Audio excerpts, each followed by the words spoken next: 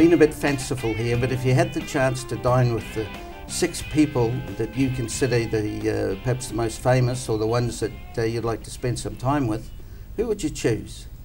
Well, Al Brown's given it a little bit of thought, and he's here with us today. Welcome, Al. Great to be here, Alastair. How are you? Very well. So tell me all about it. I think it's a great question, actually. You do? You like it? And it was a good one to think about. You know, because immediately people will think, oh, well, you know, he'll be talking about cooks or chefs, but I've got to put one chef in. I'd always put in Anthony Bourdain. I love what he does, and I've met him before. But you did say they could be alive, or they could have passed. Exactly. Yeah. I think I'd have to have 2 actors, so I'd have and very sad because obviously he died just recently. But Philip Seymour Hoffman, yes. I've always adored him as an actor. Yes. I love Jack Black. He makes me laugh a lot of the time. And then music, I'd go Neil Young and Bob Dylan. And then I think what's one more? I'd probably throw someone like Barack Obama into the mix. How's that? All right. That's not a bad 6, is it? It's a bad 6. All right. What would you cook for them if you were cooking for them? Oh, food. I mean, you know, my style is really, it's all about simplicity. Yeah. I love cooking with solid fuel. So I love cooking over wood or charcoal or things like that. For me, it's all about, you know, that sort of expressing the Kiwi way. So probably a barbecue of some sort. We'd start with probably some fresh kaimoana and probably raw, and then we'd cook something over charcoal. And food is really just, and excuse the pun, the vehicle for conversation. So if you're bringing people together, that's where the magic happens. Exactly. When it's either about people and place, who you're with, or where you're eating. All right, cars briefly. You got an old Holden? Got an I've had a sort of a fascination with old Holdens for a long time. I've had a few of them. I've got one that's in pretty good nick. It was on that show that I originally did, Hunger for the Wild. Yeah, so it's an old Premier 64 EH. Yep. That sits in the garage with a cover on it, and it's more a summer car now. It gets driven a bit. Again, it sort of evokes to me growing up. It was the gravel roads. It was the heading out to the beach and the caravans and the all that sort of thing. And so I like to have those sort of pieces of nostalgia around me, I guess. So yeah, I've got an old Holden, but I don't drive that much. My car of choice is I've got a Santa Fe.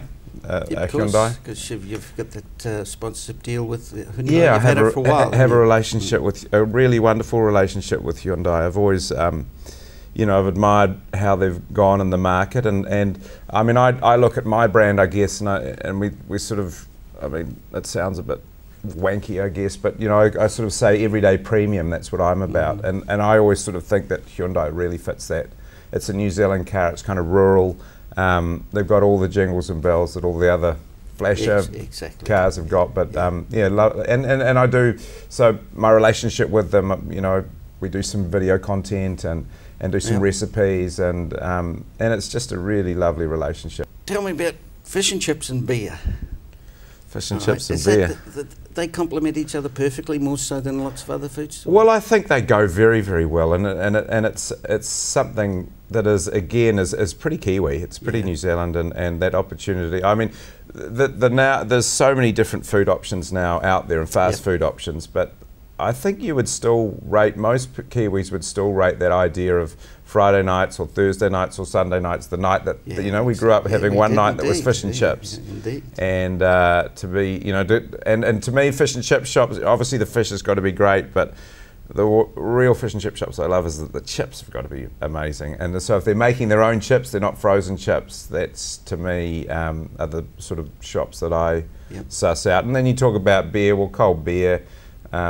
There's enough acidity in there, I guess. If you're trying to do a food and beer match, fish and chips and beer is going to work, because there is a bit of grease and fat in fish and chips, and that lovely cold yeasty ale is going to cut through that beautifully. Is there a secret to a batter? Why I ask, an old mate of mine was a chef, and the way he used to do it was keep it cool, because he said then when you coat it, it steams. Yeah, that's right. Well, that's what you want. And it's going to keep that fish really, really moist inside. And to make the batter, I normally make the batter and let it sit in the fridge for half an hour before we use it as well. And I don't, a good batter should be crispy, I think, and have a little, just have a little bit of that soft, a little bit of that softness. It's a fine line, but when you get magnificent fish and chips when everything's absolutely perfect and you put a decent cold beer next to it. Pretty hard to beat. Pretty good stuff.